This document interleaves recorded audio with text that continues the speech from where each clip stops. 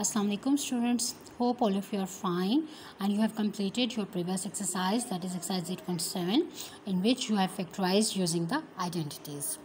आप उसे complete कर चुके होंगे. Today we are going to start our last exercise of chapter number 8, that is exercise 8.8. अभी तक आप लोगों ने फैक्टराइजेशन करने के लिए दो मेथड्स पढ़े हैं, जिसमें सबसे पहला था to take out the common. ठीक है, सबसे पहला स्टेप आपने पढ़ा था कि जब भी कोई एक्सप्रेशन आपको दिया हुआ है तो आपने उसमें से कॉमन देखना है. ठीक है, दो टर्म्स हैं उस एक्सप्रेशन की, तीन टर्म्स हैं, फोर टर्म्स हैं, इट डिपेंड्स अपॉन. और सेकंड स्टेप आपने पढ़ा था that is to use the identities, to use identity. ठीक है, अब इसके बाद हम लोग आज देखेंगे, और अभी तक इन दोनों को इस तरह के मेथड्स में आपने देखा था कि आपके पास मैक्सिमम टर्म्स जो हैं वो 2 टर्म्स थी या 3 टर्म्स थी किसी भी अलजेब्रिक एक्सप्रेशन के. But now if you have the more than 3 terms, क्योंकि फार्मूलाज जितने आपने पढ़े हैं उसकी 3 टर्म्स तक होती हैं, तो अगर 3 टर्म्स से ज़्यादा कोई एक्सप्रेशन ऐसा आ जाता है जिसमें 3 टर्म्स से ज़्यादा आ रही हैं, 4 टर्म्स आ रही हैं, 5 टर्म्स आ रही हैं, तो फिर उसके लिए हम क्या करेंगे? उसके लिए we are going to make the pairs. We will make the pairs. कैसे अब पेयर्स कैसे बनाए जाएंगे? इसके लिए we are going to start from the first part of exercise 8.1, question number 1, that is factorise the following expressions. अब simple उन्होंने question हमें दे दिया दैट LX minus MY plus MX minus LY. अब इस क्वेश्चन में अगर आप देख रहे हैं तो आपको बहुत क्लियरली नज़र आ रहा है कि कुछ कॉमन नहीं है, सारी टर्म्स के दरमियान में कोई चीज़ कॉमन नहीं है. ठीक है, ना ही कोई फार्मूला अप्लाई हो रहा है क्योंकि कोई परफेक्ट स्क्वायर हमें नहीं दिया हुआ. तो ऐसे जब आ जाती है टर्म्स तो वहाँ पे हमने देखना है कि कौन सी दो टर्म्स लाइक टर्म्स हैं. लाइक टर्म्स है मीन उसमें कुछ भी कॉमन आ रहा है, कुछ मैच कर रहा है. जैसे कि मैं यहाँ पे देख रही हूँ तो LX और MX, इन दोनों के अंदर X का फैक्टर कॉमन है. इसी तरीके से अगर हम सेकेंड देखते हैं तो हमारे पास MY और LY, इसमें Y का फैक्टर कॉमन है. इसका मतलब है कि मैं इन्हें आपस में पेयरिंग कर सकती हूँ कि मैं MY का पेयर LY से बना दूँ और LX का पेयर MX से बना दूँ. ठीक है, वैसे भी पेयर बना सकती हूँ. अगर आप कहते हो कि नहीं हमने ऐसे नहीं पेयर बनाना, बल्कि हम ये देख रहे हैं कि LX और LY इनमें L कॉमन है, हम इनका भी पेयर बना सकते थे.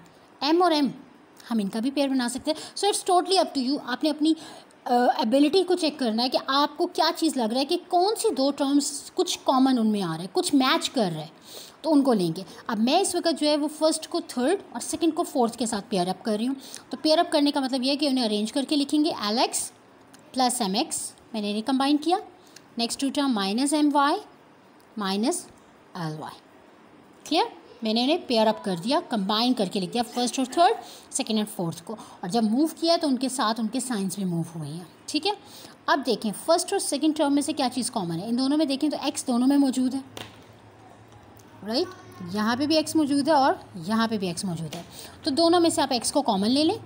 X कॉमन लेंगे तो पीछे क्या बचेगा? X निकल गया, पीछे रह गया L, प्लस इसमें से भी X निकल गया, पीछे रह गया M, माइनस, क्योंकि बड़े टर्म के साथ माइनस है हमने माइनस लिखा.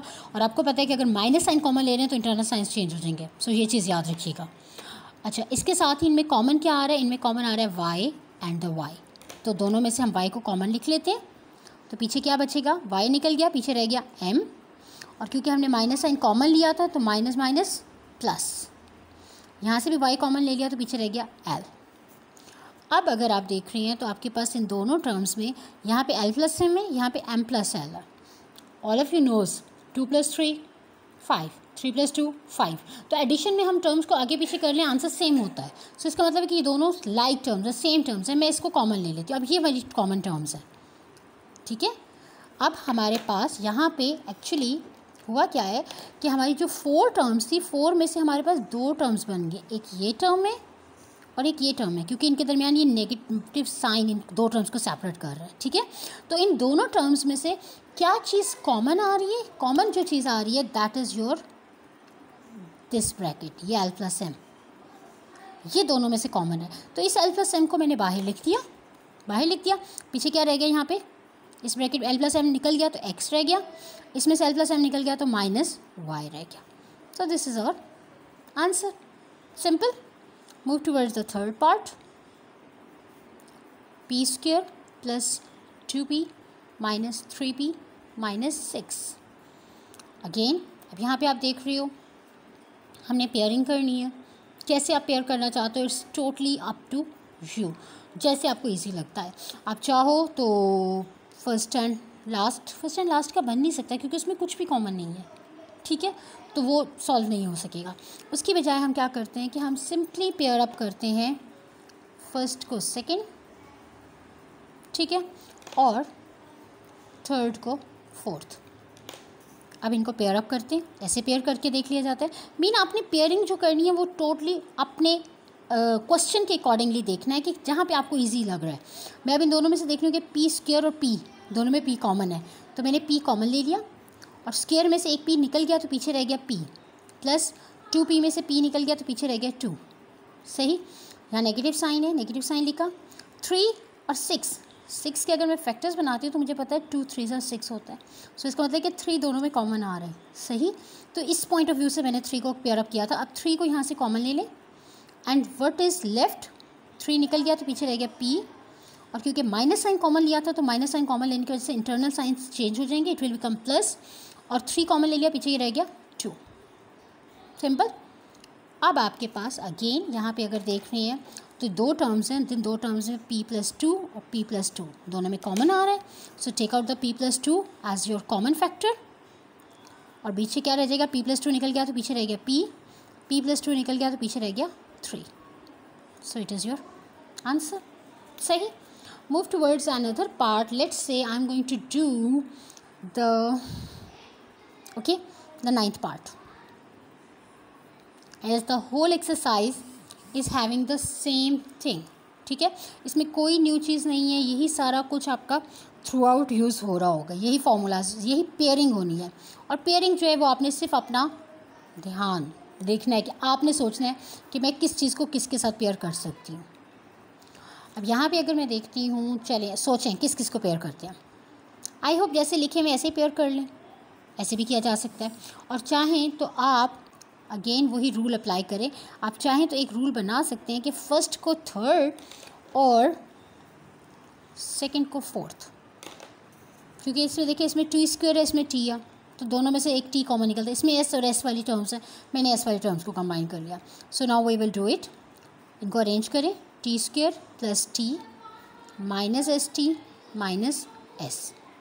टी स्क्वायर 2 टीज़ आ रहे हैं, टी एंड टी में डिवाइड हो रहा है, तो एक टी अगर मैं कॉमन ले लेती हूँ क्योंकि टी और टी कॉमन, तो इस टी स्क्वायर में से एक टी निकल गया, पीछे रह गया टी, प्लस यहाँ टी था, टी कॉमन ले लिया, पीछे जगह पे क्या रह गया, खाली नहीं हुई वहाँ पे जगह। ठीक है, वहाँ पे 1 है, हमने उसके फैक्टर्स बना रही है। फैक्टर्स जब भी बनाते हैं तो वहाँ पे खाली जगह पे भी मतलब क्या होता है, 1 होता है। There is nothing mean 1 minus, again negative sign common आएगा तो इंटरनल साइंस चेंज हो जाएंगे।